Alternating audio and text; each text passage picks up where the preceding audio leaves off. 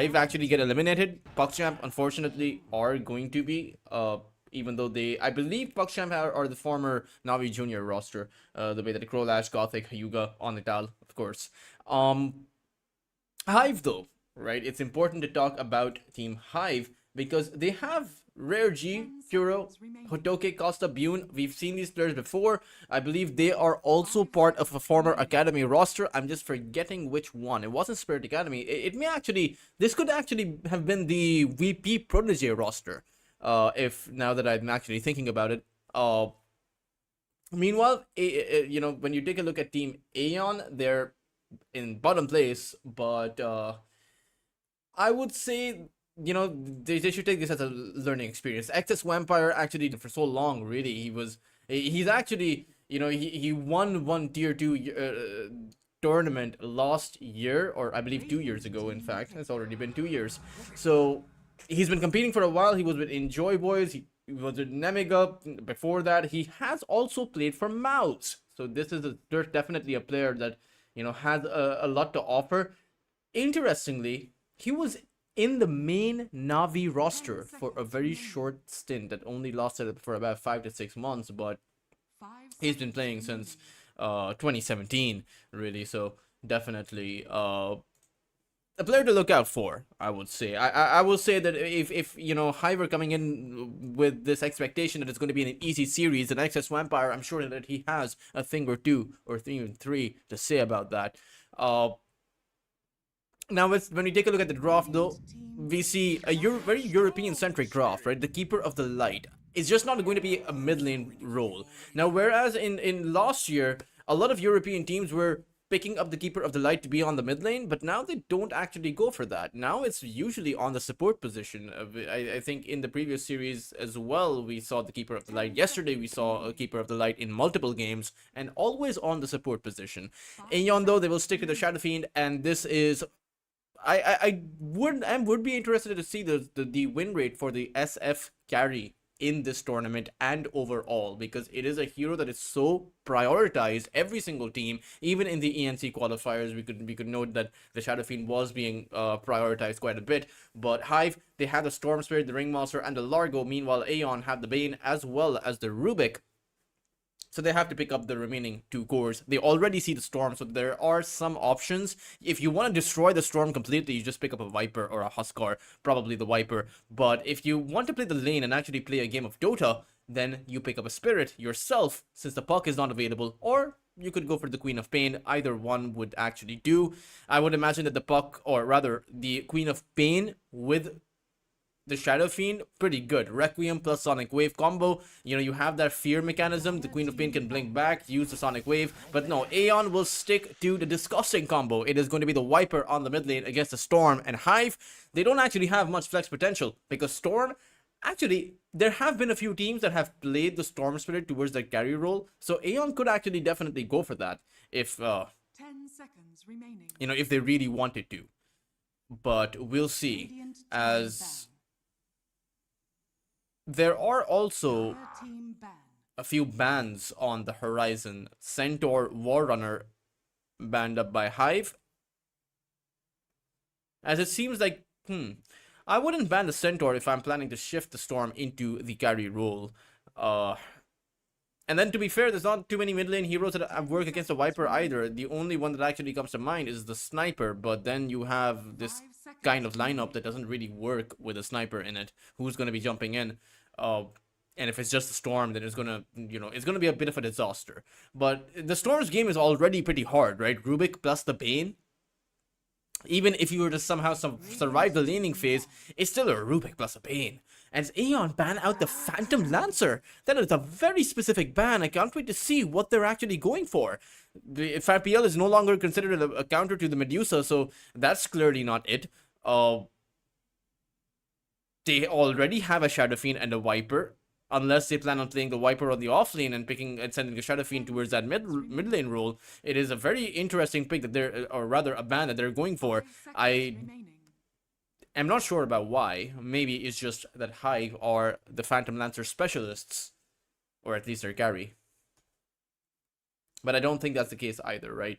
Retsu is great, but Even the best of Phantom Lancer players don't actually end up winning, right? It's one of those heroes. Radiant team pick.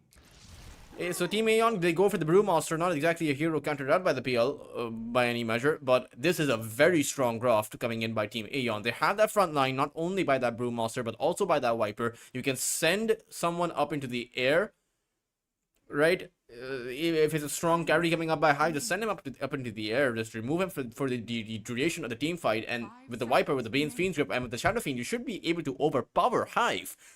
It just depends on what kind of, I would say, a game we're going to have from HIVE as a Swen comes out. Okay, now that I'm thinking about it, this is a very Bune hero. I've seen him play with the Swen multiple times. It's one of those heroes that he knows how to make it work. And interesting Ringmaster set. I didn't know Ringmaster sets were on the menu. This is the first time I'm actually seeing a Ringmaster set, that is. And it's definitely an interesting one. We are in the era of the Dark Carnival, so there is that. Aion,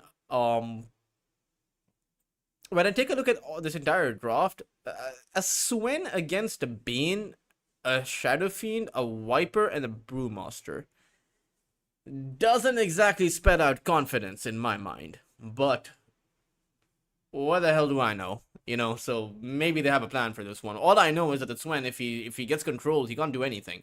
So he may only have like 3 or 4 hits at most in a team fight, unless Aion bungle it. In which case, there's not a lot of HP found on Aion, right? You only really do need 3 or 4 clean swipes on the Shadow Fiend to take him down with your God Strength. And even the Viper, right? Viper may have a lot of magical resistance, but who the hell can resist a Swen's Cleave?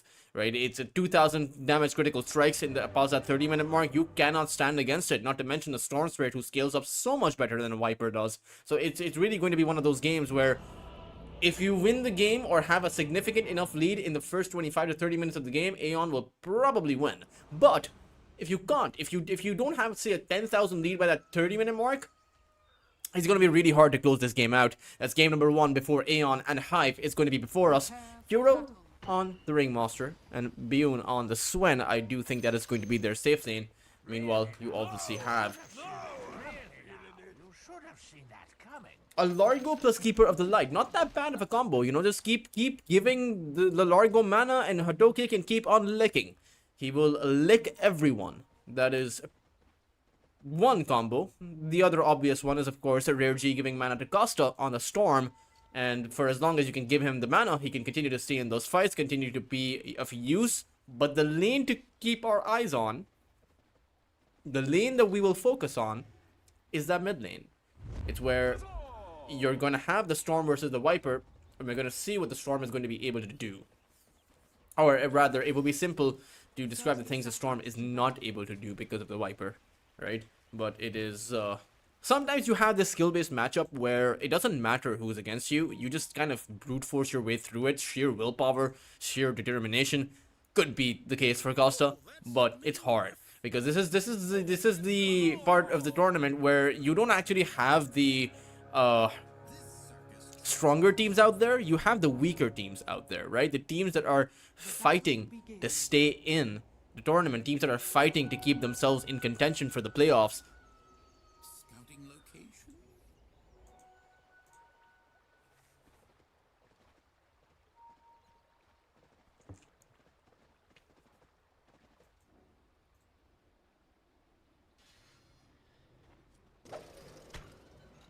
Let's see what this top lane has to offer. It is a hard lane to play into because Atomic, while he has chosen to get the Nightmare, it's not as if the Nightmare actually works in this lane because you have the Largo. So the Hadoke is really the only one you can use the Nightmare on, because otherwise, if you use it on Rare G, the Keeper of the Light, Hadoke can just lick that away. Although he doesn't have it right now. But, and the supports are going to trade it out, but Atomic needs to be careful. He doesn't actually have that much HP, the way that he's postured. Has a healing salve, so he wants to make sure that he can trade as much as he can, so that he can pop the salve later on, right? And Rare G doesn't have the salve, so this is a great read coming in by the Bane.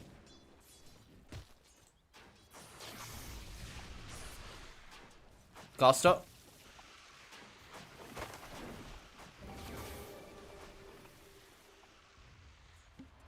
Is, as expected, not doing too well. This is, he's gonna have to go back to the fountain, isn't he? Yeah, and we're gonna have to watch him go back to the fountain. We don't actually have to watch him, but it makes for a more enjoyable experience to share in his suffering. I mean, there's nothing really going on in the other lanes, right? Swen plus the Ringmaster. Oh, well, though at the same time, as I say that, this Rubik is getting chased down. Blood Grenade slow as well as the Warcry means that this Rubik is going to give away first blood to Bune. And hey, if your mid lane isn't working out, you can dominate the other lanes and make up for that. And this could happen repeatedly because this Rubik is not exactly playing in a lane where he's safe. Sure, you have Takizawa, sure you have a Brewmaster who has some amount of CC, some amount of slow and control, but until he gets his Primal Split, he can't actually go for a kill, not on the Swen, he has too much armor. And, you know, the Drunken Brawler is kind of matched by the Swen's Warcry. As I say that, we're back to the mid lane. Costa is, yeah, he's doing his thing. You know, he's trying. That's all the credit that I unfortunately have to give him because it's just a terrible lane to play in. Like, there's nothing more to add in that scenario, right? You're just, oh, Rare G, he's dead. And I'm surprised Hotoke didn't actually lick him back. He actually let him die. It could have been on cooldown. You know, his mana pool suggests that he used both of his abilities, but if we don't actually know that for sure, that's just my deduction. As he's using the lick to actually farm the Lost City in the lane against the Bane, right? Which is not exactly the ideal use for your lick. Storm Costa has completely abandoned that mid lane, so the best way to play it against a Viper is to not play against the Viper. Right, and he's realized that. Oh, Retsu, he could be in trouble. Okay, we'll lift him back. Retsu is in trouble, but will have the safety of his tier 1 tower. Hatoke has that Frog Storm, will actually use it. And Retsu, he's not the target, or rather he is. One simple kick by the Frog, and Retsu will fall. Not to mention, the Rubik actually died once more towards that bottom lane. So sure, you got the kill on Rare G earlier, but the fact of the matter is, it wasn't the Shadow Fiend who got that kill. It was, in fact, the Bane. So the fact that the Shadow Fiend died later on means that this lane is still up for grabs. And I would actually argue that HIVE are in favor, or rather HIVE are favored in this game, just in terms of the exchanges that have been happening here.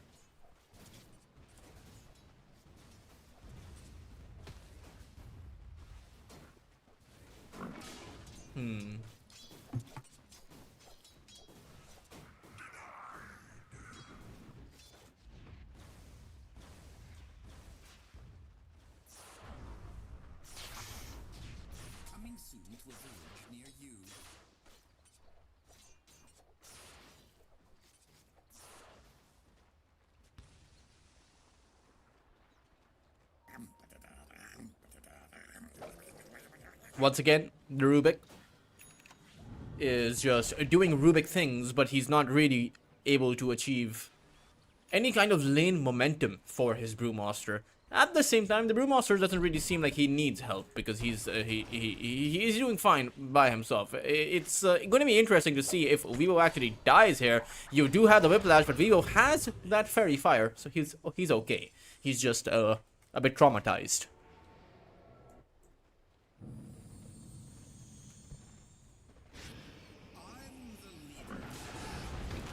The lick this time around used to disable the Nightmare, but he didn't actually get or push back the Shadow Fiend by his Blinding Light. He might have to actually go back to the base with this one. He doesn't actually have any kind of sustain. He'll go towards the mid. Okay, mid lane. Kuro in big trouble. Doesn't have the Escape Act. He is probably just dead. He'll try to dagger before he goes out though, but doesn't stab anyone in the dark or in the back. Structures are fortified. Radiant's middle tower is under Hotoke is going to farm the small camp. I do wonder though, it doesn't actually take it out, right? Yeah, it doesn't. Doesn't do anything to the creep wave actually.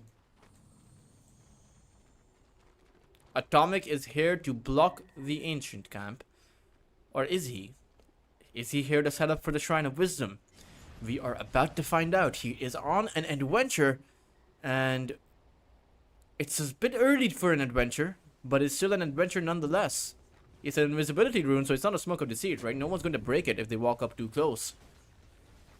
Seems like it's a nightmare on Hatoke. Rather a Requiem.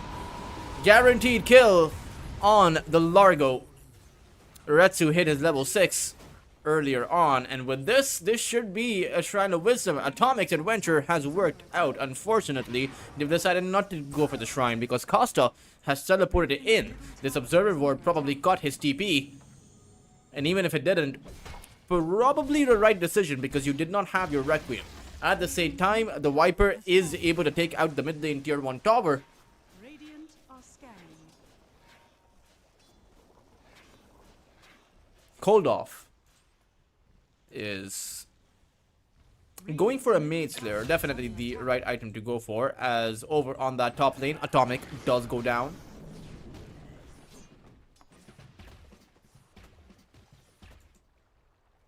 Dire's top tower is under attack. Radiant's bottom tower is under attack.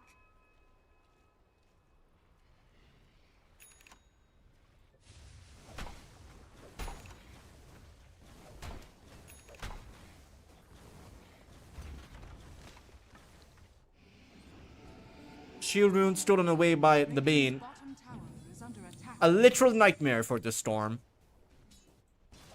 As the bottom lane tower gets besieged, I do wonder if Aion have actually crafted themselves a significant advantage. Now, in terms of towers, they definitely have. They'll be able to find 2 towers free of cost, and that top lane tower is eyed upon by 2 entire observer wards, right? One over here, rather near the tier 2 tower, and one over here that watches the lane, as well as a secret shop or a portion of it, and that should enable them to actually go for this additional tier 1. It's very low itself, and I think all you really need is a Brewmaster there, or maybe even just the Viper. Allow your Brewmaster to continue farming up. Takizawa is having a wonderful time now. Let me go.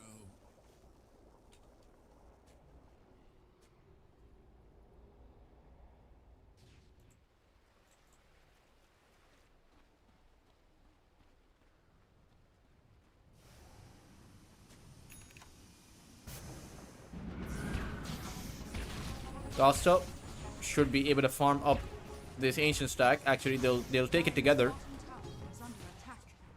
which is fine. Most of the gold did go to Costa. I mean, that's definitely good, right? Rare G can give him the mana. By continually giving him mana and allowing Costa to farm, Costa can recover. And that is the important thing. He has 3,400 net worth, 1,200 behind that Viper. And soon enough, Goldoff will have his Mage Slayer. And at that point... Oh, meanwhile, mid lane, Hero picked up the kill. If it would have gone towards Costa, that would have been absolutely a comeback for the Storm. But, you know, we don't live in fairy tales. We live in nightmares, and we live in Dota. At least for this game. Dire's middle tower is under attack. Has he not gotten any power rune? Okay, no, it's going to be a regeneration rune, so he can actually just use most of his mana on the zap. Chakra magic will top him back up. Dire But it kind of just depends. Regeneration.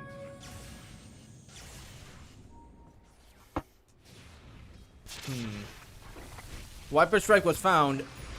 That is a cute attempt by Rare G. Oh, is Rare G alive? They didn't chase in after him. He's alive. Okay, that is a wonderful attempt by Rare G. Oh my, I did not expect that. he just casually just runs away. They thought he would have guaranteed fell, but clearly they made an error in judgment. Viper Strike, unfortunately, for the Radiant side is not really a high cooldown ability, but they find Takizawa and take him down. Now, I'm not saying this is the comeback, but I'm just saying there is not enough map pressure that Aion is able to apply. Most of these exchanges, right, or even the one towards the Keeper of the Light happen in their part of the map. They're not taking the fight to Hive. Hive are taking the fight to them. And a Storm, still 1200 net worth behind the Viper, but it's okay. I would say he has firmly planted his feet on the ground. And, you know, he's not going to take off anytime soon, but he's getting there. Swen at the same time, Mask of Madness available. This is going to be a game where you just have to continue to find your farm. Going on the Shadow Fiend is so risky of a play because there's a Bane, there's a potential Primal Split, there's a potential Viper that can teleport in. Scanning. The counterplay potential is just off the charts for Aion, so you, at least, especially in the early games, you may not want to make a play like that when Costa doesn't have enough mana to make sure that he can actually go out. Now, Costa has been favored by, you know, by the Gabe and Luck quite a bit now. Regeneration Rune, Arcane Rune, but that's only, you know... Oh, Retsu, this could be the perfect time. They have 4 heroes surrounding him. Retsu, there's a long zap coming in. Retsu trying to go for his Requiem. It is not possible. Retsu will fall.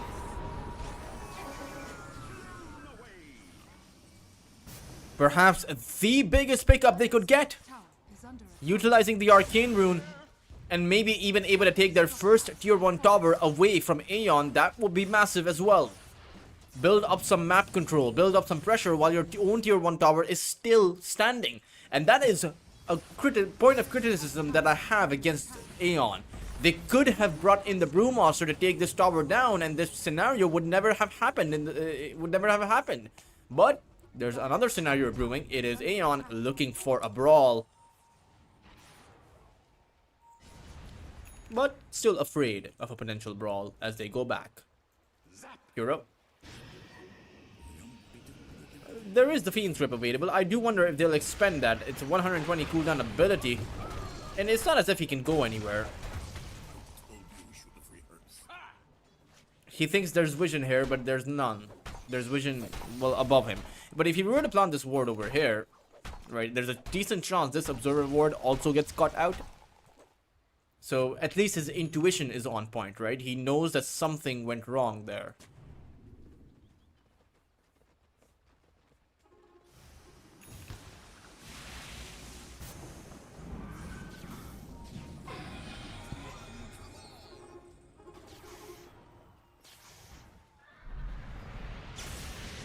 Costa. He still has his app. Wheel of Wonder gets sent out as well. Viper is in trouble. Koldov, though, has plenty of HP, and his teammates have arrived. It'll be Rare G who will be the one to fall.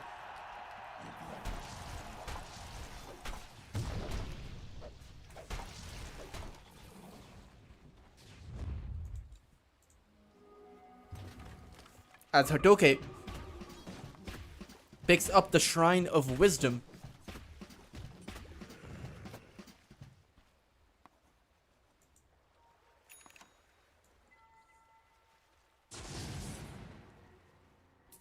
Radiant's top tower is under attack. Bune Radiant's top tower is falling. is out. Dire's And that little Primal Split is not going to really result in anything. In fact, it's Retsu! He's so far out! And he just dies! The second kill on that Shadow Fiend. Dire's top tower. And with that, Bune has actually overtaken the Shadow Fiend's net worth by quite the margin. 800, or rather 600, my math is really bad, guys. 600 net worth above that of the Shadow Fiend, and sure, the next 3 are still Aion heroes, but... And they have yet to hit their power spikes, right? That's the other good news. Takizawa, he's playing a Brewmaster who hasn't really contributed because there isn't much to contribute right now. But once he gets his Aghanims, that is when he will step up. Oh, Bune. He's going to be coming in. God's Friend activated, a few right clicks on Vivo, and he will be the one to go down. It is Excess Vampire on the Rubik. At least I think it is, unless it's a stand-in.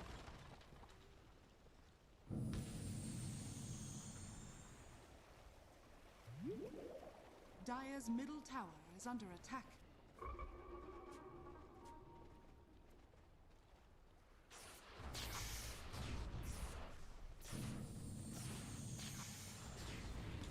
Hotoke, Rare G. They want to make a play on Retsu, and this time around, he is close by, but still too far away. And his team, they are so busy making things happen around the map that they're forgetting their crux. They're forgetting who they're fighting for, and it is their SF. That Shadow Fiend is supposed to be the one to carry them in this game, but he is just suffering left, right, and center. Mid lane is going to be the Bane, who will go down.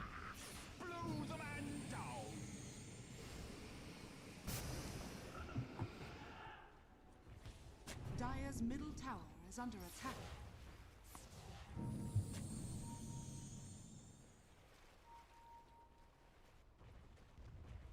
Dire's middle tower is under attack. Oh, Bune. The right clicks, they do plenty of damage, but now it's Cold Off, who is instead of his Nether Toxin, so it is going to be safe. Takizawa's going to come in with the Primal Split, sends up the Largo into the air. Wheel of Wonder has also been sent out. Atomic and Rare G have been traded, but Weevo is not going to go down without a fight. Hodoke once again up into the air, but it's Bune over on that mid side, taken out by Takizawa, who ends up with a double kill. Time and time again, they've tried going on Cold Off, but he just doesn't fall. Hero is going to be the third casualty. Aion with a decisive win over HIVE. Luck had nothing to do with it, but Takizawa, he knows that.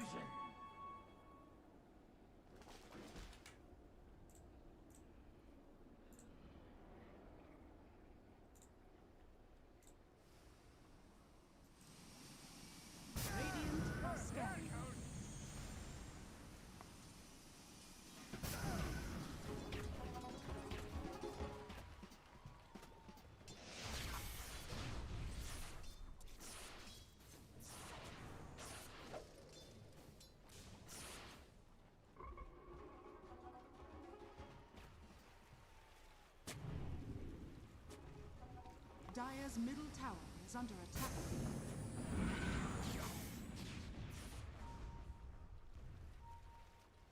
Sanjin Kaya up for Costa.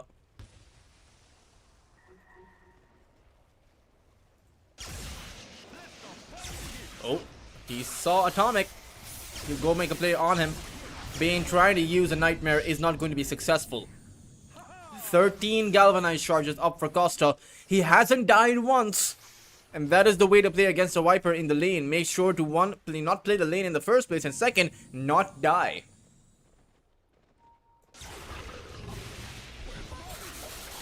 Rubik also gonna get taken out. These rotations coming in by Costa is keeping them in the game. And sooner or later, you have to remember, Middle tower is the under scaling that the Viper does is going to be outpaced by the scaling of the Storm. Even though the Viper is a reptile and the Storm isn't. Well, we don't know that for sure because yeah, we don't know that for sure. It's a spirit. Spirits aren't consigned to an anthropological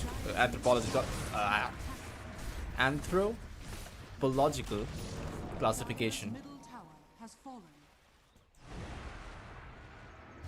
Although I'm not even sure that's the correct word to use in that scenario. It's been a while since I studied grade 6 biology, I think. Yeah, definitely biology.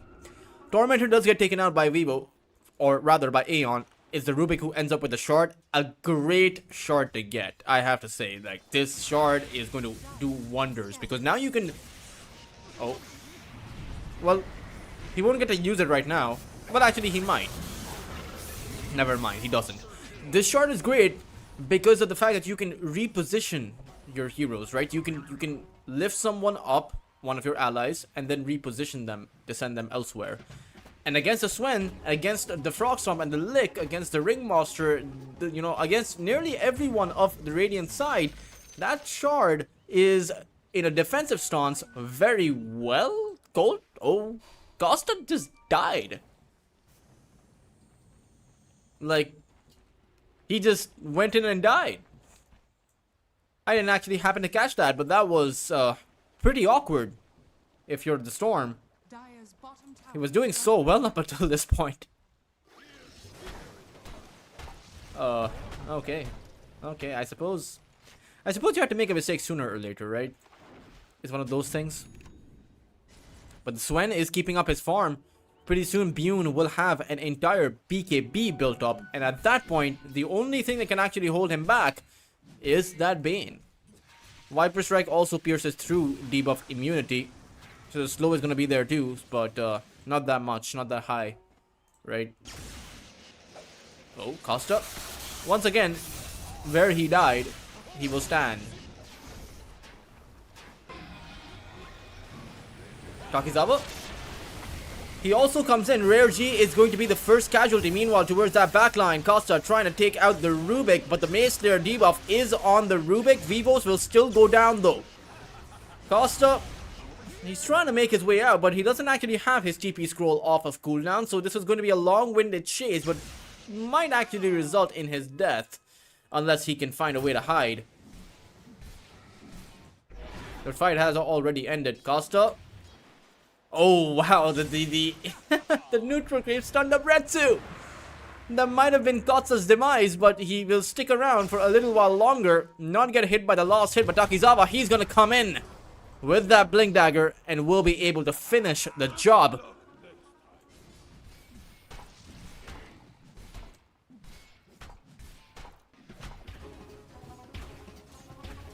We haven't talked about the items on the Largo. But he has the Gaia and the Lotus Orb. And you have to remember, it's not up to Costa, right? Costa is just the one delaying the game up until the point where you can actually take consistent team fights. When Bune has his Chrysalis, not even that Daedalus, I think when he has the Chrysalis, he will have overwhelming damage. Just burst someone down as quickly as you can.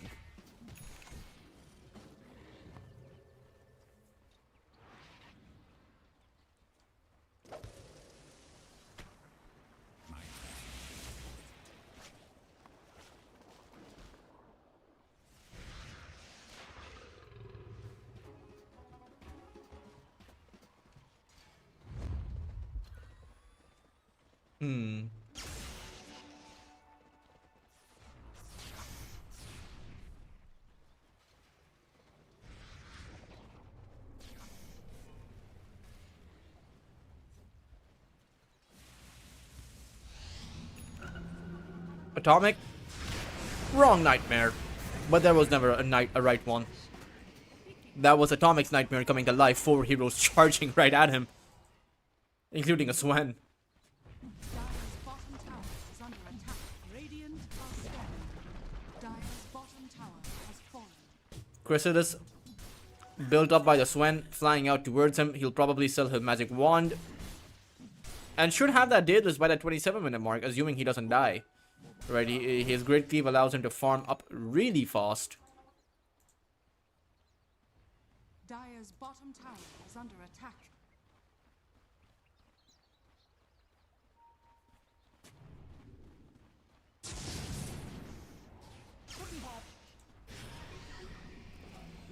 Storm in a bit of trouble.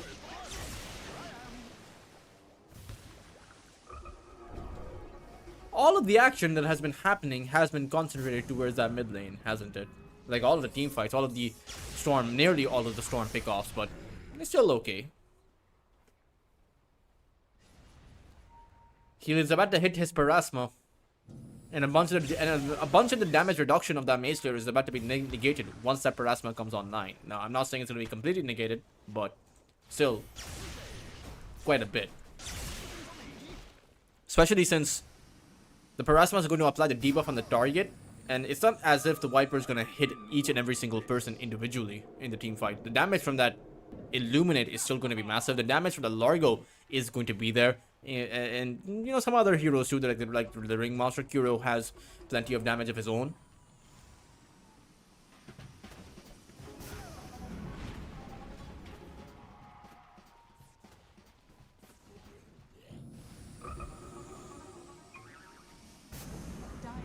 bottom tower is under attack. Illusion. Step right up.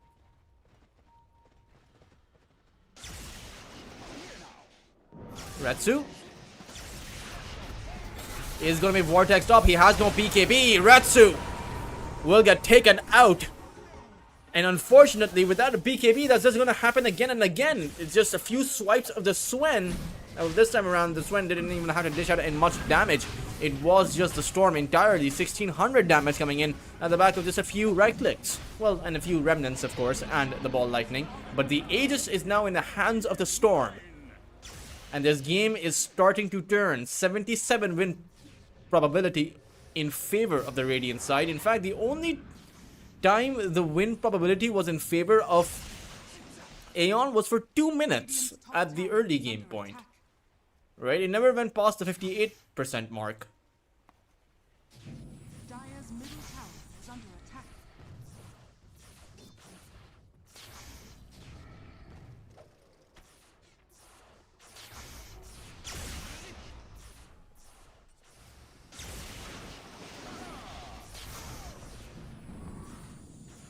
Proper blocking is paramount.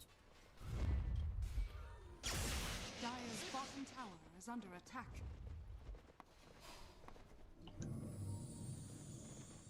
Radiant are scanning. Dire's bottom tower is under attack. Radiant's top tower is under attack. Top lane is in control of the Dire side, but that might not last for very long because they are trying to make a move. Unfortunately, they don't have a great read on where the other side is. Wind me up.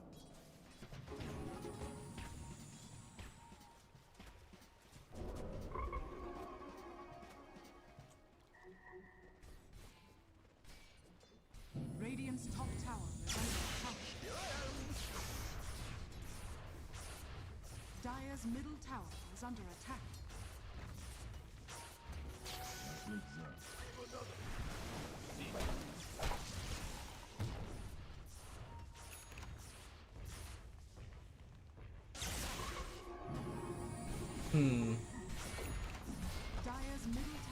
Daedalus has been picked up Dire's middle tower. by the Swen.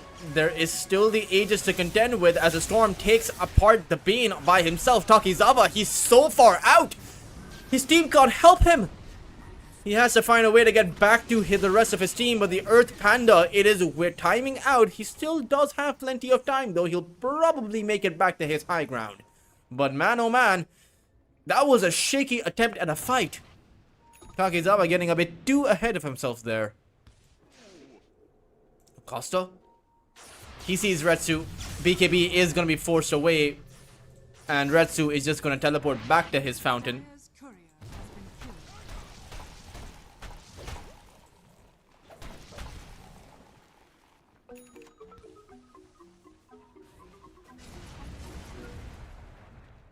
Finders, keepers.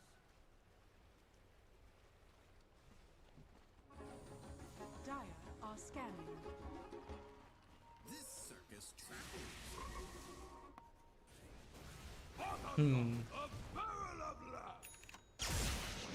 Oh, Retsu. Costa, he's trying to spot him out, and Retsu has been revealed. Vortex to stop his Requiem, and Retsu has nothing more to offer in this position. He may as well throw out that Requiem, but it will not change his fate. Carney, you came looking to steal a soul. The Shadow Fiend, unfortunately, hasn't had the kind of impact that he wants. What is that black line that is happening across my screen? That is very weird. But Vivo, he's dead too. And this game is slipping out of hand. Aion, they don't actually have many options. You can't take a 5v5 team fight. Clearly, that is out of the question now. And it's just right at that 30-minute mark that I predicted is going to turn things. I mean, the win condition for Aion that I thought was that they needed a 10,000 lead at this point. But there's a 6,000 lead, but for the other team. Look at this, how easy it is for a Storm with a Parasma to just take people out. Goldoff, he can't do anything with the Viper. Takizawa won't even be able to activate the split. He just dies where he stands, and Costa still has that Aegis. 31 minutes in, Bune activating that God Strength. still plenty of a duration, and they know without the Brewmaster, there's no way that Aion take a fight. They're just gonna have to let the barracks go. Dire's middle barracks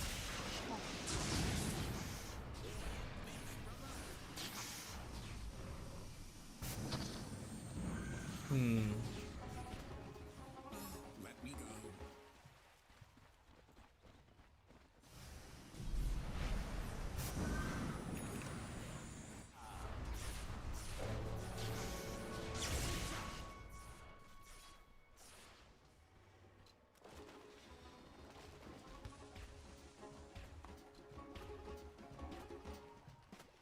There. Dire's bottom tower is under attack.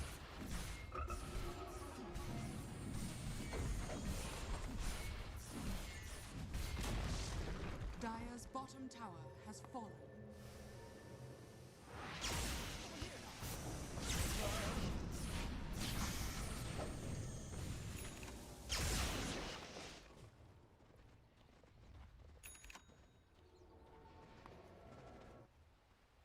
I feel like this game is pretty much over. Aion just haven't realized it. We just haven't seen the conclusion. Because I don't see how the Shadow Fiend... He doesn't have any damage items. He may have a BKB. But this is a Hail Mary attempt. If they're able to take Bune out, this could be massive. But everyone is surrounding Bune. He spots out Takizawa. He activates a BKB. Goes for the Bane and is able to take him out. The BKB has come out and this Rubik will also melt. Viper doesn't stand a chance over here. Costa will be able to finish him off. Retsu will teleport back to his fountain. But Takizawa... I don't even think he'll live to see the other side of that split. He does, but not for too long. 4 heroes have gone down, and when you take a look at the HP available from the Radiant side, none of them even drop below 50%, not even a support. And sure, their Smoke of Deceit fell to a crumble because they got revealed, but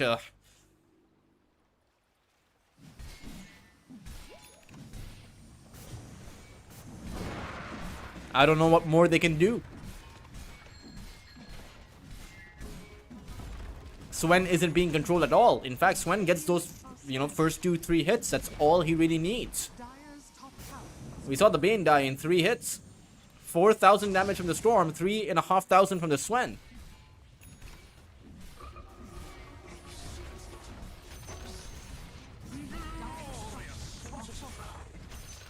Dire's top tower is under attack.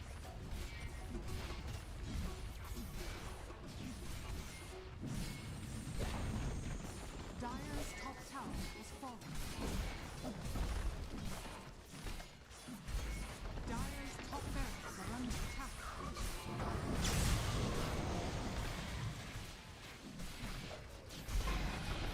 Dire's top barracks has fallen. Dire's middle tower is under attack.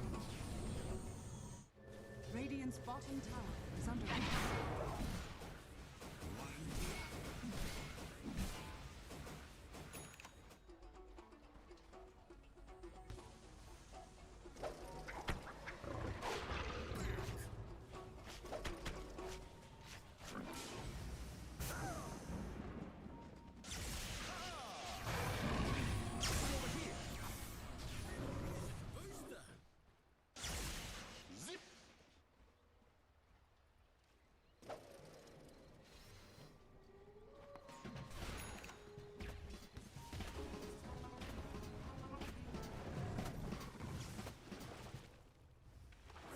Genius, mate.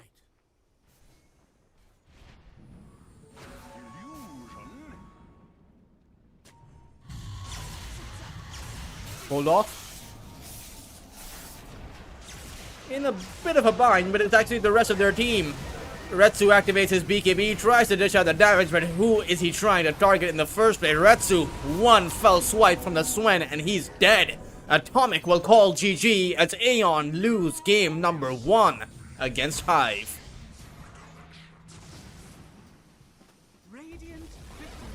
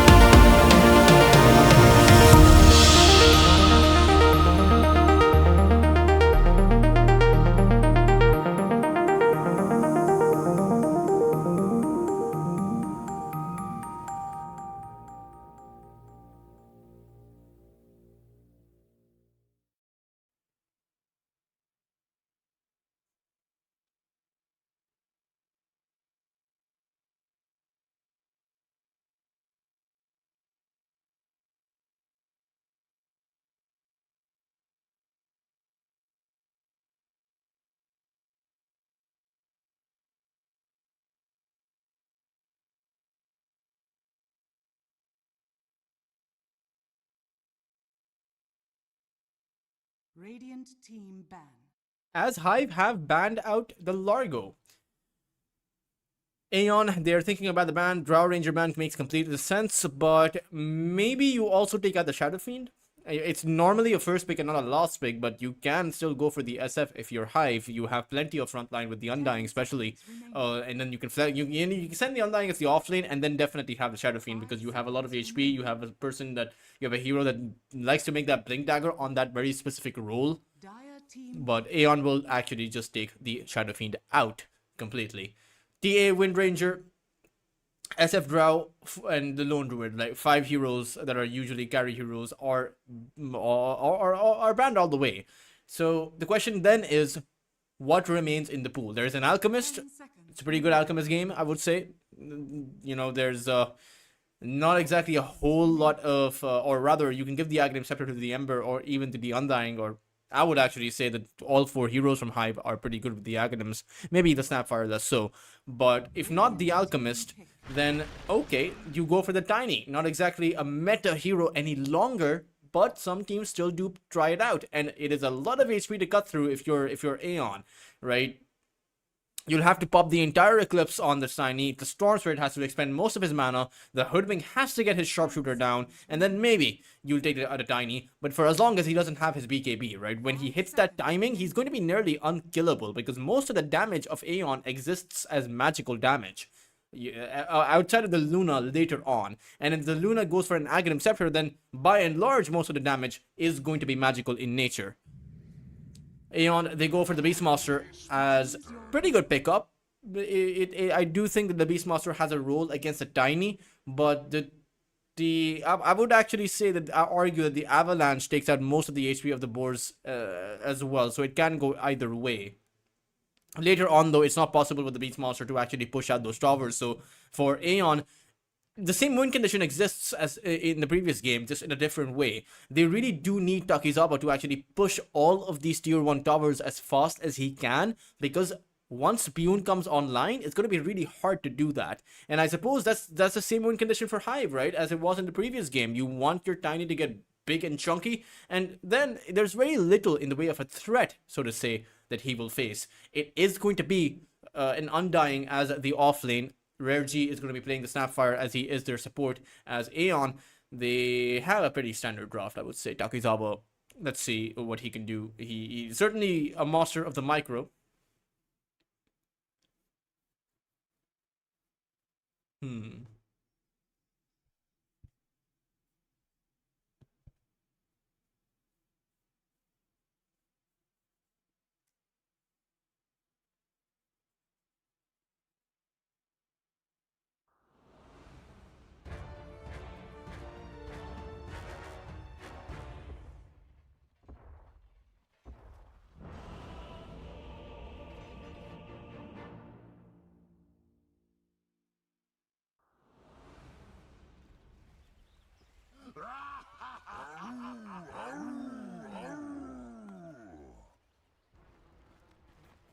Prepare for Catch you battle. later, Dingleberry. Dingleberry?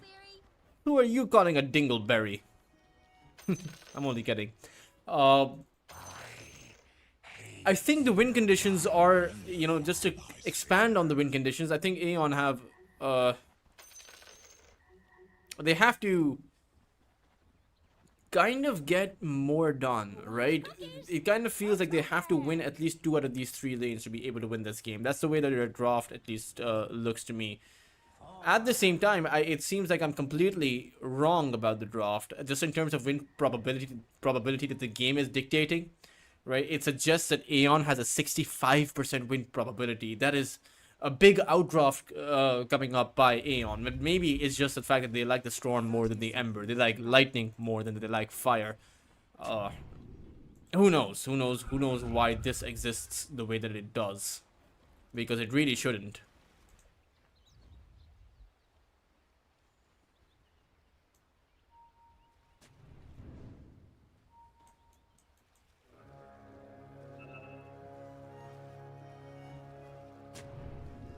Most certainly. The battle begins. Dominic? He is lucky that Costa decided not to skill up his Searing Chains, as that would have been a dead clockwork. It is 2 seconds, or rather 1.25 seconds at the very first level. You're taking nearly 100 damage. But maybe it wouldn't have been possible because the Atomic does have a lot of HP available.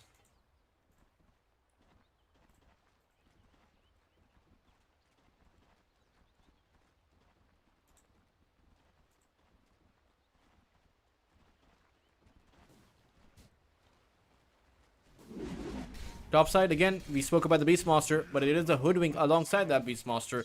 Unfortunately playing against a Bane, but they should realize what they're playing against, right? They had a Bane on their own team as Kuro's Courier gets taken out. Biyun, unfortunately, doesn't really take that much damage from the Wild Axes, Dire's courier has been as Atomic takes out Rare G's Courier. So the Couriers are not really, you know, they're trying to become an endangered species in the early game here. But this bot lane is devastating. I mean, you take a look at a Snapfire plus an Undying. You cannot get caught in their crosshairs. And I would actually imagine that Atomic's job here is to burn away most of the mana pool of that Raregi and Hotoke possess. Otherwise, those decay stacks, they're just going to be spammed out constantly on Retsu.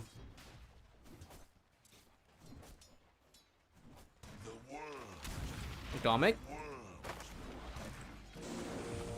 needs to be very careful. One more CS. Is Atomic dead? No, he has a Tango heal, so he's going to be okay. But he's now at about 30 HP. He does have another entire set of Tangos, so he can stick around in this lane, but that means he won't have any Tangos to pool to Retsu. To be fair, Retsu has his own Tango, so he need not share.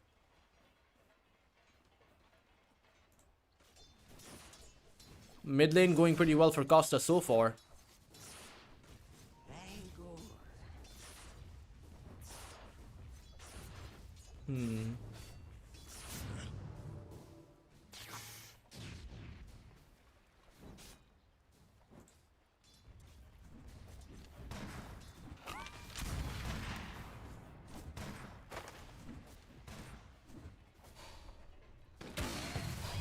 Vergi.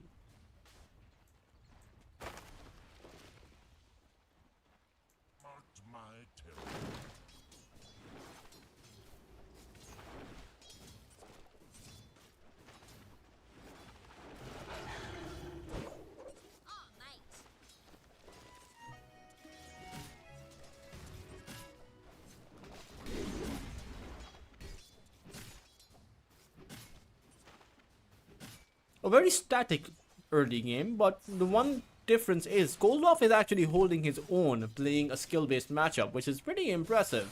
You know, the Ember versus Storm isn't that easy for the Storm. He is a ranged hero, but still, the Searing Chains, the Flame Guard, all of it is pretty devastating for the Storm Spirit. As Costa needs to be very careful. He does have the bottle as well as the Fairy Fire, and the stick, to be fair. Goldhoff has the exact same set of items. The only difference is Costa has more branches. are fortified. Oh, nice creep pull there. Nice aggro pull, in fact. Making sure that Costa doesn't actually end up with the range creep. Takizawa is struggling in terms of his CS. You know, the Undying has 19 CS and 10 entire denies. Hotoke has denied 2.5 creep waves here against the Luna. And we can see Retsu's last hits also suffering as a result. Banner creep also denied away from Retsu. That is a big one. And he has the Soul Ring. So, I mean, these DKs are just going to be spammed out against the Luna constantly. Retsu down to about 50 HP. But Costa, he fell towards that mid lane. Goldhoff may have died after the fact, but this is a clear win coming out for Aion as they look to take out a third hero. But Retsu died. Kuro, he's going to be stuck inside of the cogs pincer between Vivo, the Hoodwink, and the Clockwork. Probably not able to make it out, but he does have the Brain Sap, and the Ember Spirit is coming in. Costa doesn't come in with the Boots of Speed, though, so he can't actually chase after Vivo. Their movement speed is nearly identical, but Vivo has more. At the same time, that bot lane, oh man, Retsu. A solo kill by the Undying. Hotoke is level 4.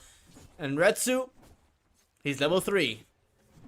17 CS on Retsu, 27 on the Undying. He is their carry now.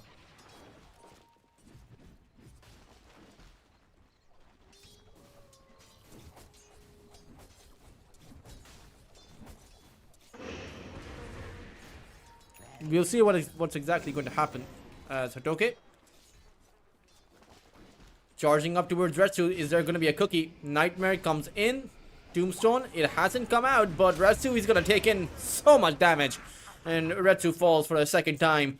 This is kind of becoming a deja vu, except the Shadow Fiend in the early portions of the game last time around for Aion was still holding his ground over on his safe lane. This time around, they're just able to pummel through him. Certainly a very big loss of momentum for Aion. As sure, you have a Storm and a Beastmaster, you have a much better mid lane hero in terms of scaling, and arguably a better hero in terms of scaling for the off lane. But if your carry isn't, is struggling the way that he is, it's not going to result in much success.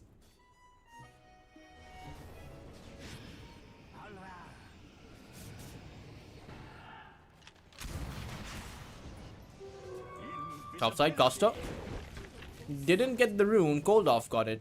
And the Beastmaster's boards are here as well. Costa has the remnants though. He'll be able to remnant back, but does get pushed. Rocket Flare is going to slow him down, and Koldoff will be able to apply that one lost right click. Big wins coming out for this mid lane. Turns out in the skill-based matchup, Koldoff, with some help, but he's able to get the job done at the very least, right? That is what counts. However, what is the plan for Retsu? Like, how do you keep Retsu okay? Because he's just getting pushed out completely. He has 24 CS. He has the lowest CS in the game. And now Hotoke, he is gonna be coming in, unable to actually get the plant on Retsu. As Retsu, the movement speed on the Luna plus the nighttime vision allows Retsu to actually reposition himself in a fair way. But Atomic steals away the Shrine of Wisdom. Cookie stun on Atomic. They are likely to chase in after him since he doesn't have a teleport. They know that it's just going to be a very slow burn. Atomic even takes a courier out on his way out.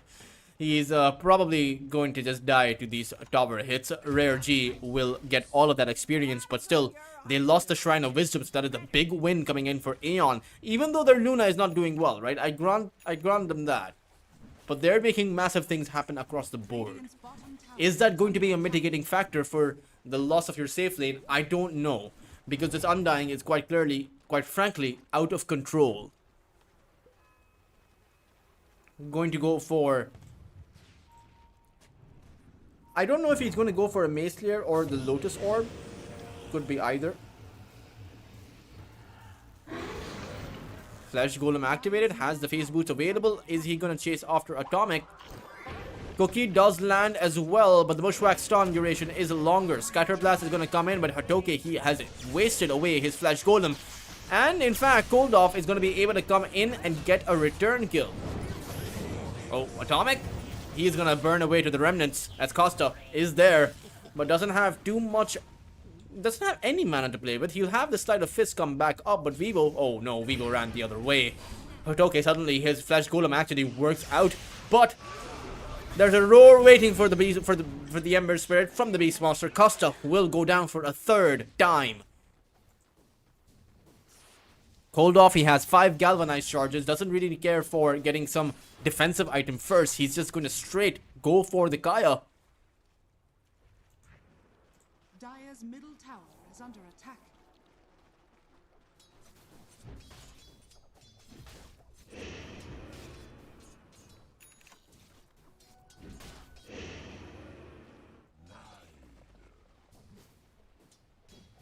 Blessings upon a Radiant's loyal bottom warrior. tower is under attack. Dire are scanning.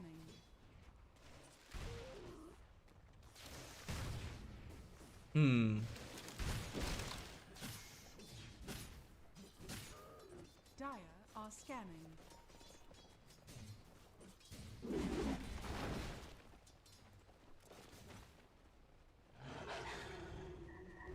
Radiant's bottom tower is Bune under attack. got spotted out. He'll use the Avalanche and allow Costa to come in. And that means the Storm has to get back. He has used most of his mana, but still forces out a teleportation, so not that bad.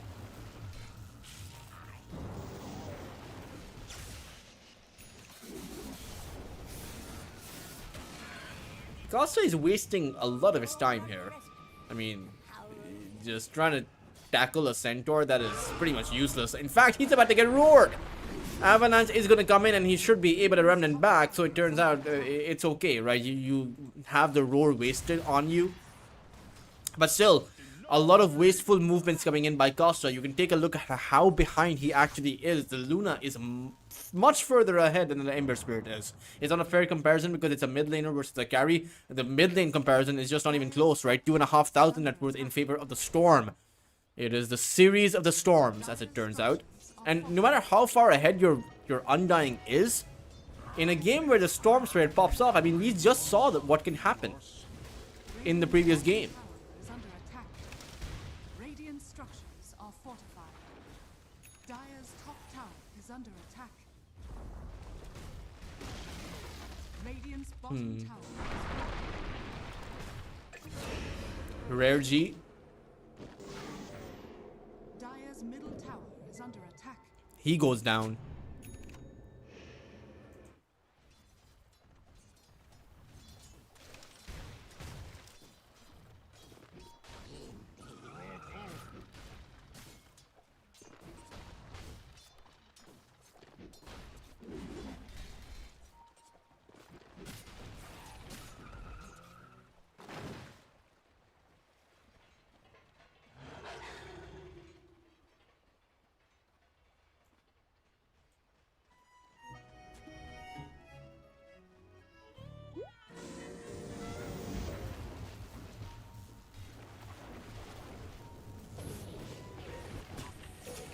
Costa trying to do something here, but his supports aren't level 6. Well, at least Bane isn't. So the Fiend's Grip isn't available. The tier 1 tower towards the top lane has fallen, so the Beastmaster is here towards that mid side. But Bune comes in, Mortimer's gets sent out, and Takizawa has overextended. He'll lose his life. Great bushback found by Vivo, though, will halt the push coming in by Hotoke. Costa still attempting to find someone. Anyone that he can find. Oh, will catch Atomic. Does take in plenty of damage. Costa will be able to remnant back. Eclipse wasted away by Retsu. But Kuro is in an awkward spot. Nightmare is going to be broken, but Cold Off will have it broken by his ally and will chase in after Kuro, who will go down. Cold Off now on a mega kill streak.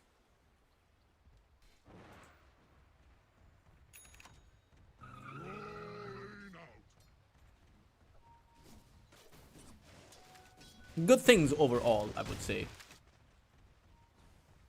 Radiant's top tower is under attack. Dire's middle tower is under attack.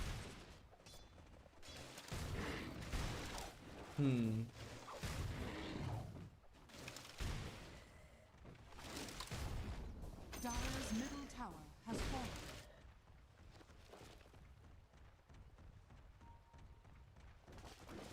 Dire are scattered.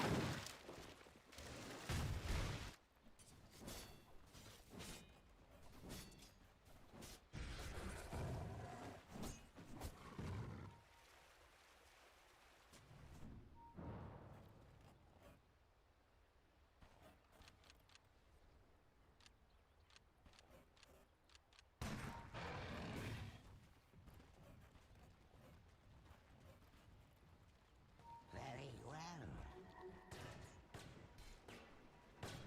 Atomic. Going to be brought in by Kuro. But okay.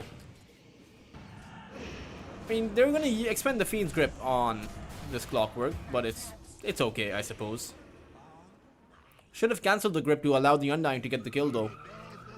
I would add that.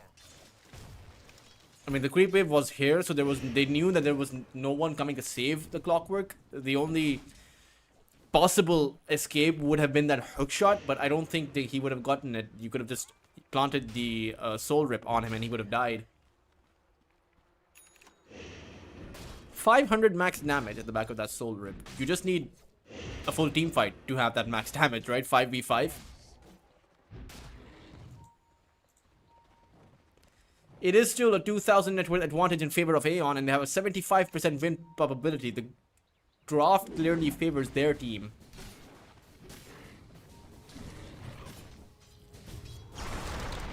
Bune jumps towards that high ground, finds Takizawa, but the roar is gonna be there. Takizawa might actually be able to escape. No, he can't. At the same time, Cold Off took down Kuro.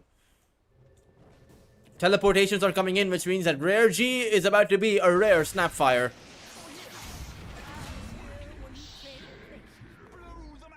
Turned medium rare by the storm.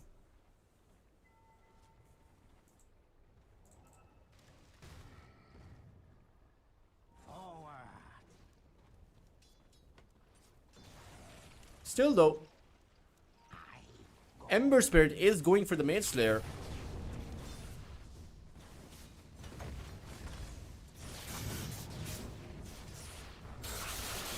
Hold off.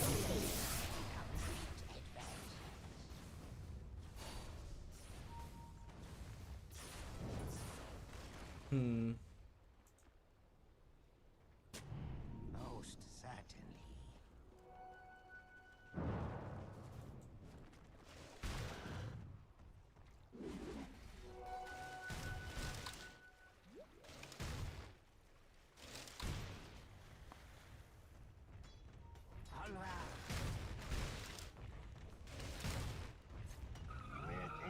Radiant's middle tower is under attack.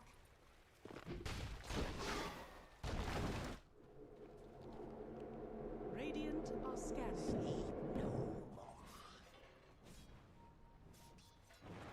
A rolling stone. Evil dreams await. Smoke of Deceit will also be coming out.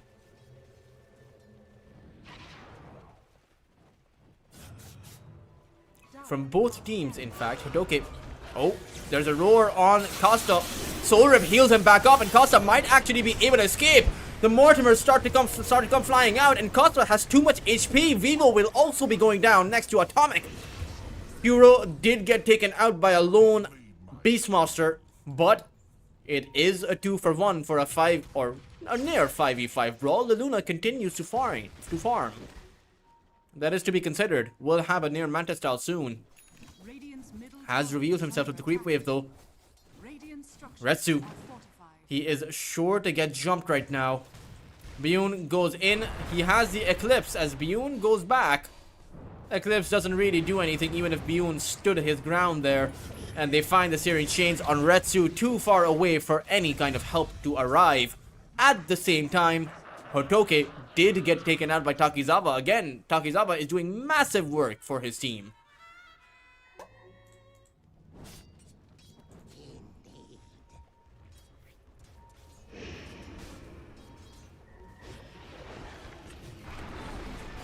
Biyun goes in once more. It's a hoodwink for Kuro, a hoodwink for a Bane. However, Biyun has very little HP. Rare G though is going to come in. Roar planted down on the Undying to make sure that he can't prevent Biyun's death. And sure enough, he can't.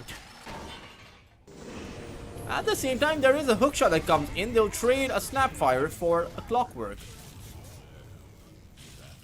I'm not exactly sure who's getting the better of these exchanges. I do think that Takizawa is kind of out of control with this one. Right, there's nothing limiting the Beastmaster and nothing limiting the Storm Spirit.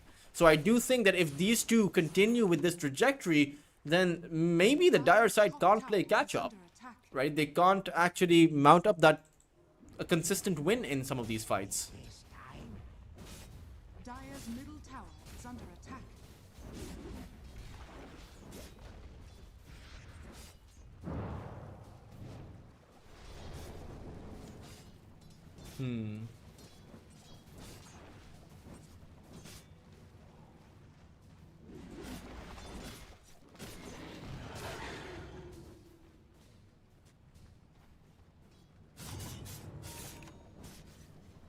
Radiant's middle tower is under attack.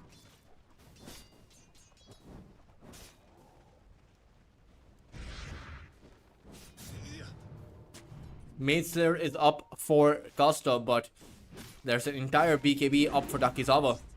Meanwhile, the Tiny, he's trying to build up that Shadow Blade. Surprising they're going for a Smoke of Deceit play rather than building up that Shadow Blade. Are scanning. As they're wasting time, Luna continues to farm away. Radiant's top tower is under attack.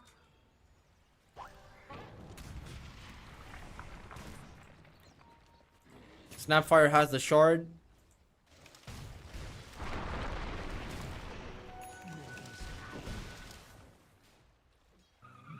Radiant's top tower is under attack. Upon a loyal warrior. Radiant's top tower is falling. Rarity's dead.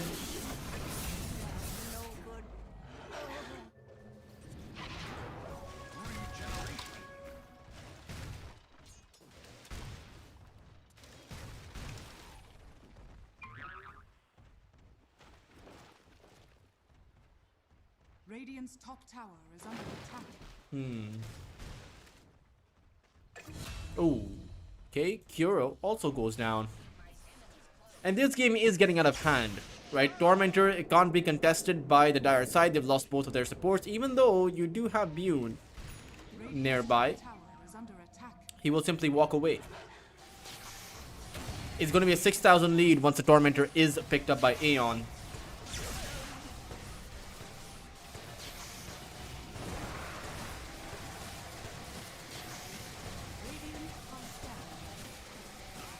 Radiant's top tower is under attack. Radiant's top At the same time, the Dire side get 2 towers, so the net worth doesn't actually swing much further. Like 550 plus 450. They get like 1,000 gold. But they will also lose their own tower. Even though they do build up some decent amount of space. Costa going for a Lincoln Sphere has chosen to skip that vessel. He needs to be careful. If he gets roared here, it could be troublesome. attack. Dire's bottom tower is under attack. But does push them back, right? That was the end goal with that. Or rather force them to go back. Cold off.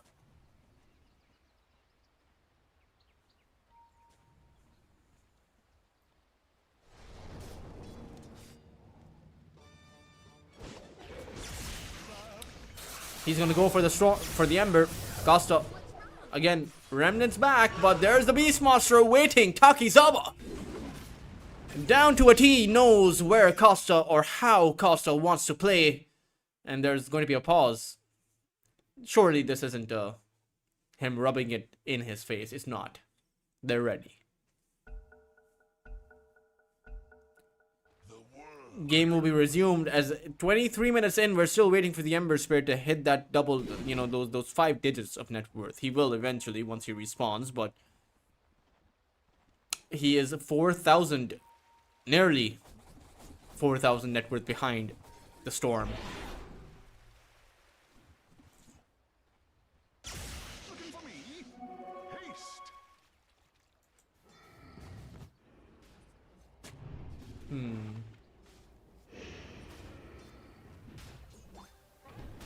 Dire's top tower is under attack.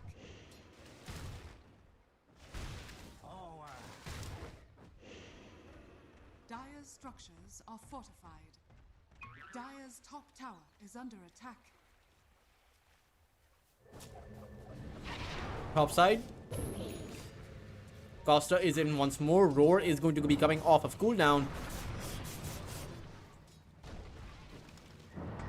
As Vivo is dead.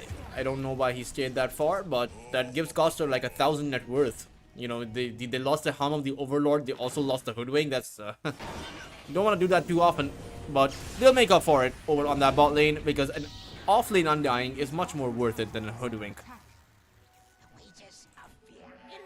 7-2 and 6 Takizawa.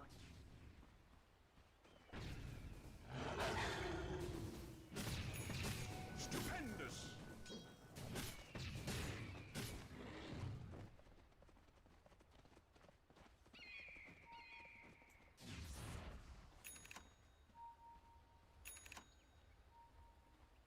20 galvanized charges, as well as the fact that the Storm is in possession of a BKB himself.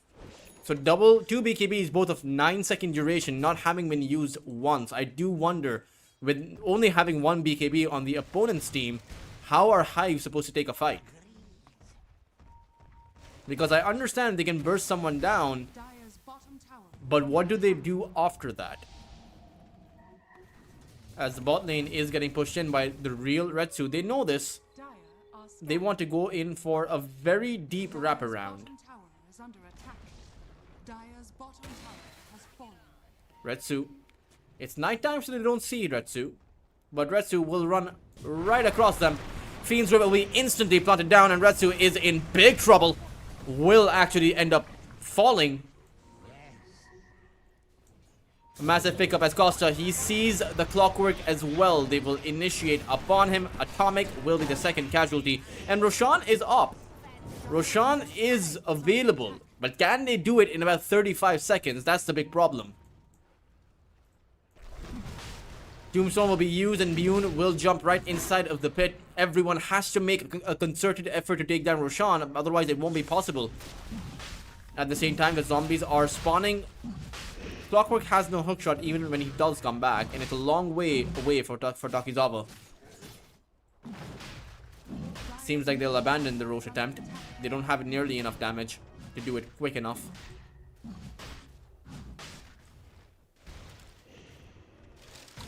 Dire's top tower is under attack.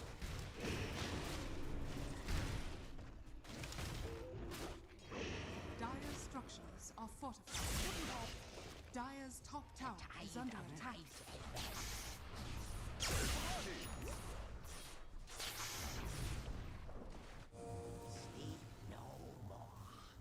And we should have a full 5v5 clash for Roshan, but I don't see a way in which Aion lose that fight. Tower is under attack. Right? It took a Fiend's Rip, it took the Mortimers, it took nearly everything they had to be able to take down a Luna.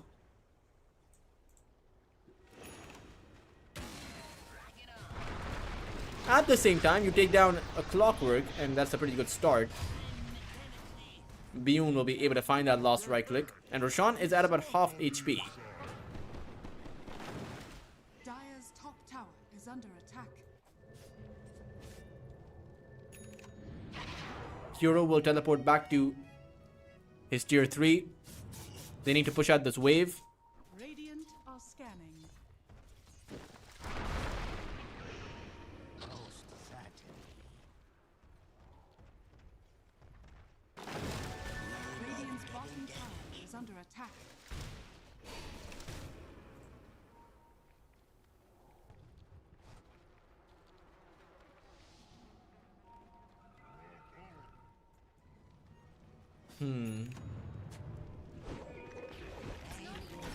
Hoodwink.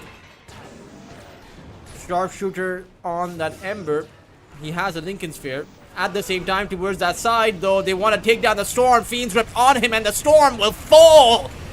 And now it is a 4v5 team fight. The Retsu's BKB has been used, is going to wear off. Tombstone has not been taken down. Retsu, he is now trapped. Storm Spirit has brought back into the game. He will go after Bune. Will be able to take him out. Maybe he can play clean up as he finds a double kill instantly. He'll be able to take that Hotoke as well. Costa not too long for this world either, as a Storm buyback is what is required to be able to wipe out the Dire side and head on over inside of the Roche pit. But again, are they going to be quick enough? Perhaps when Takizawa shows up, definitely. But Hotoke, he is running towards that top lane. He needs to teleport towards the outpost. The Bane is only 15 seconds away, so a teleport play could actually work. There is no BKB for Koldoff. It seems like it's going to be up to a rare attempt by Rare G to try and steal away Roshan. Oh, he got it! He got the damn Aegis! Stole it right from underneath Koldoff! I thought he was a bit too early with that one, but it doesn't even matter if he dies. He did the one job that he set out to do. And no more Aegis for Koldoff means that if he dies, he's going to be out for about 100 seconds. And a Tiny on the other side means that if you are down for about 100 seconds, your barracks, your buildings are going to get bulldozed.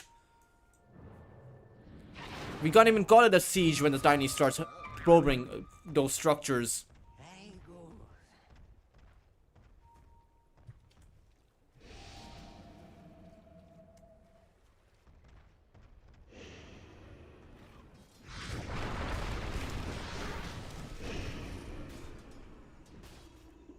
Bune is not going for a silver edge. He is actually going for a Daedalus. They want more damage. And the Luna has a lot of farm. Of course he has a lot of farm, but he needs more necessary items. He needs a Satanic and a Butterfly to be truly able to fight. Not to mention Kuro, only 1500 net worth away from his Aghanim Scepter. Has the greedy enchantment, but the tier 2 one. Oh. Is the Storm dead here? He activates his BKB, but Kolov is gone.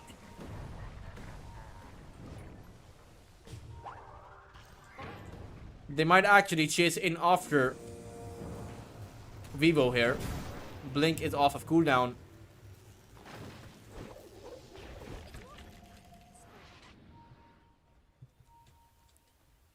No storm for about 100 seconds. Radiant's middle tower is under attack.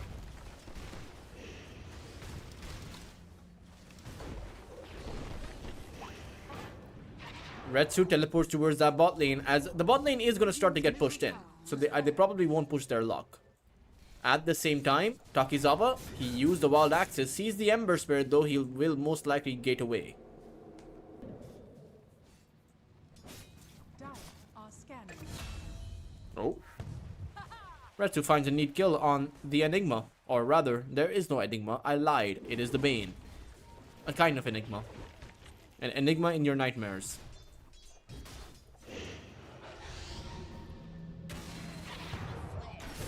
Oh. Atomic is likely to be the trade for the Bane. Some revenge. But Bune, he is in trouble. Being chased by the opposing team. Hatoke, though, he will be able to save the Tiny. And now Retsu, who's used his BKB is wearing off. There's still no storm available. It'll be Costa who will remnant forward, attempting to find Retsu with a Searing Chain. Should be able to find the Luna, and now the Luna has nowhere to really go.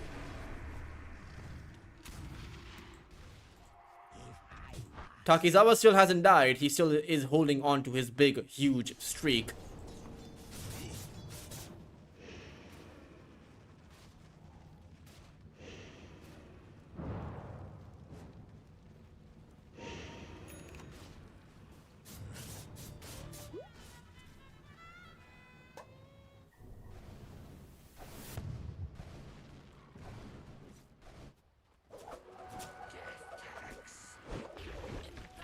Radiant's bottom tower is under attack. Evil dreams.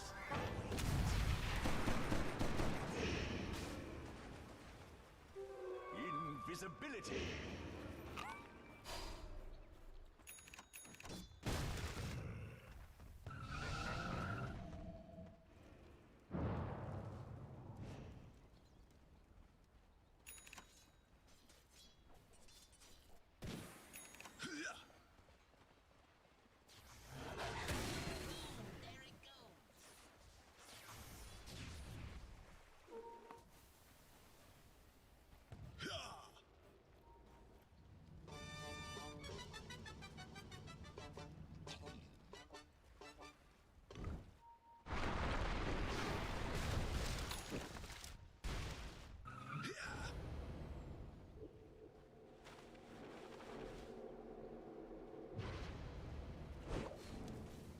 Radiant's Now a 1000 advantage in HIVE's favor.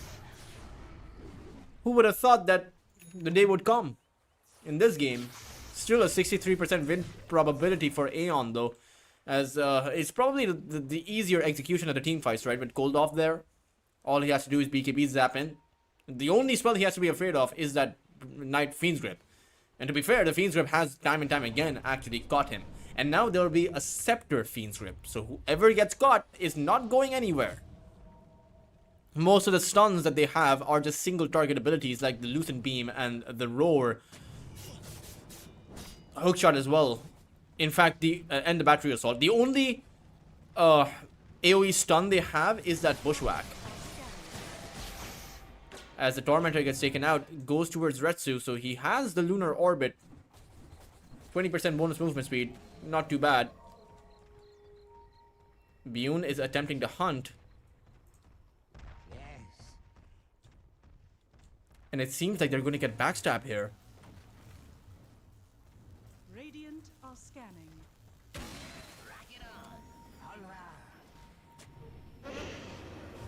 Bune will blink in, sees Atomic, wasn't able to take him down.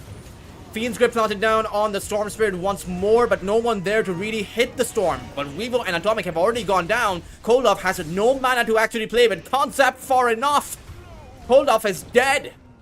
1600 damage coming in at the back of that Daedalus for Bune. And they only really lost their Snapfire. Dire's bottom tower Takizawa, is under attack. where are you farming, buddy? You need to be a bit careful. It is time. Although, is he gonna go back in towards the Bane? Surely not, right? He has a BKB, so he could. Oh, Bune almost found the Beastmaster, who will, in fact, just teleport away without using the BKB. That is a brazen move, a brazen teleport.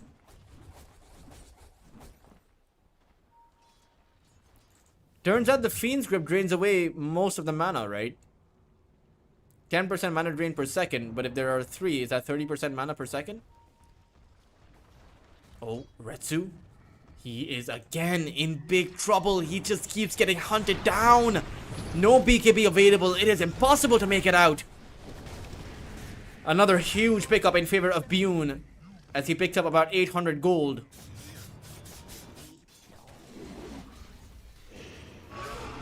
Takizawa goes in with the roar, but the Nightmare save is there this time around. Even the Fiend's Grip is going to be there, but both of the Fiend's Grip illusions are going to get taken out, and Hatoke should fall over here. He's still surviving for a little while longer, but can't do so for a while.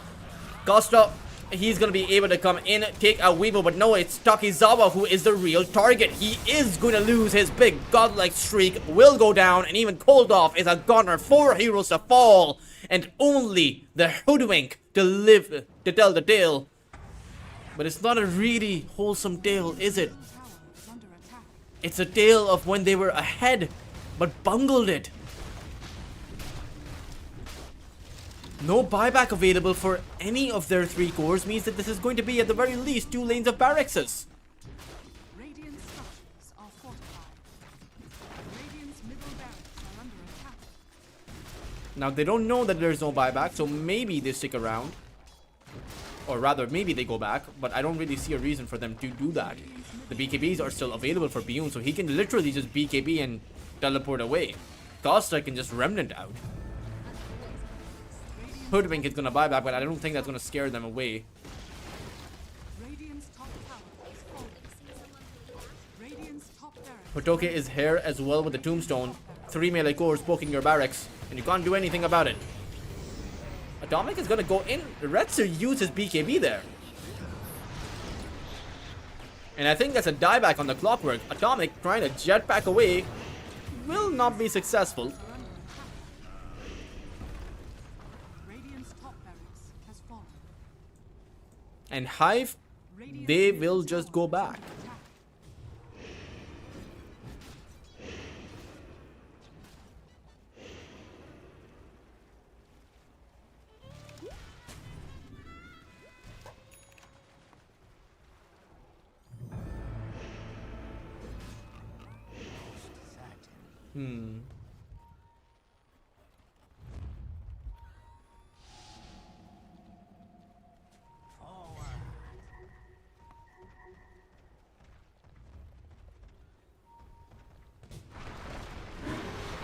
In fact, they will go back in.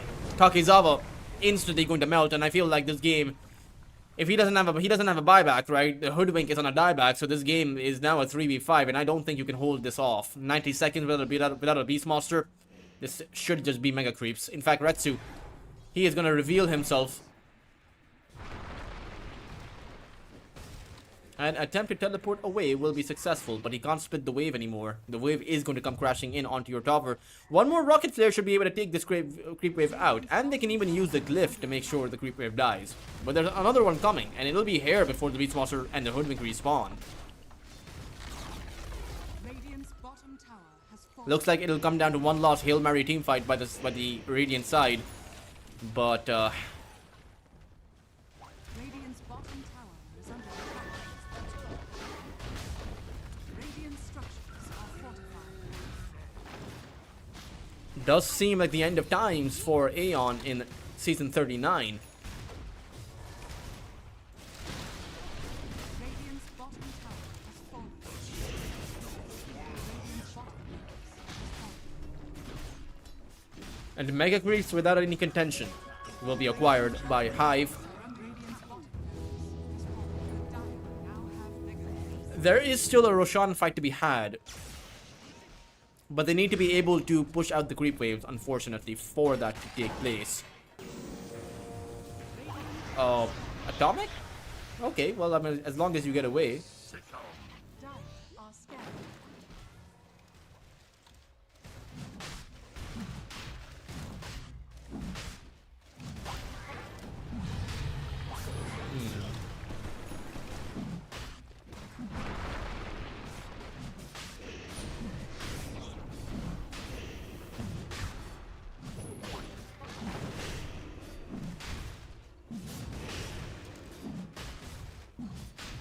And again, Roshan without any contention too, because you need to be able to push out your waves. Hookshot also misses.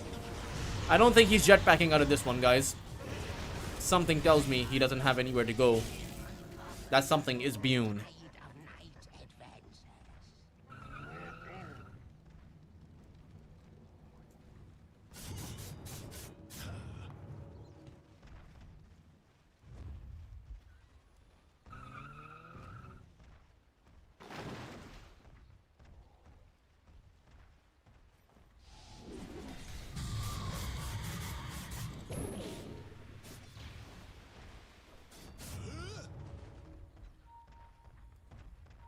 A 4v5 as the Clockwork, he still doesn't have a buyback. There's an Aegis on the Tiny. Banner has been planted down, so you can't really touch these creeps, can you? Unless the banner gets taken out.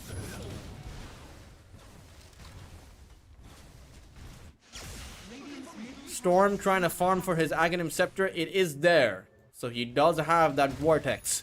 Against these melee cores, that could be huge, but who is supposed to lay in the hits? The Luna doesn't have the damage right now. I mean, it's unlikely to have it either. Radiant's middle tower is under Tier 4's gone, the throne now visible. has fallen. Storm will zap towards that backline, attempts to find the Bane, and will be able to take the Bane out, but instantly a buyback comes in. Eclipse has been used as well to limited a whale. Costa inside of that throne. Bune also jumps in, activates his BKB. The Mortimers start to come raining down on the Radiant side, and they have lost Retsu. He will buy back into the game, but Atomic will simply tap out of this one. GG will be called as Aion get eliminated from the European Pro League Season 39, and HIVE cement their position to advance further into the playoffs, which will be taking place from tomorrow.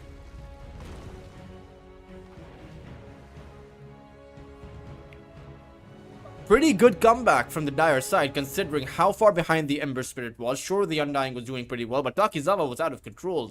The Storm Spirit was out of control, but something tells me that HIVE, they identified, you know, I wouldn't want to say the weak link, but the weakness in the draft of Aion, which was just constantly making sure that they have Retsu on a tight rope, on a tight leash, and they just eliminated him again and again. Targeted him across the board, across the map, and there was nowhere safe for him to farm. And even though he did find his farm, by then everyone else on the HIVE became too big. They just played with momentum. The Fiend's grips, though, were absolutely perfect by Kuro. After he had the Aghanim Scepter, it really didn't feel like the Storm, the Cold Off, had any kind of impact. Of course, a lot can be said about a game of Dota on what can be